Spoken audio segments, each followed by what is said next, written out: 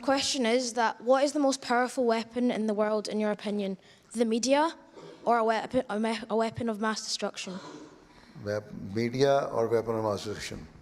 The most powerful weapon is prayers. You pray to Allah, bow before Him, and then ask His help and guidance.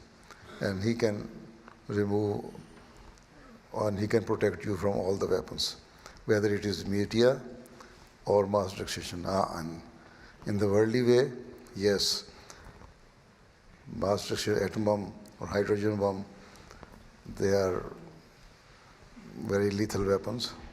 They can destroy the whole world. Media, jo hai, it plays another role. It pollutes the minds of the people. And it can guide you on the wrong side. So everything has its own role, right? But the best thing is you try to seek Allah's help, Allah's guidance, and pray to Him that Allah Ta'ala save you from all these bad things and all those weapons which the world has made and created.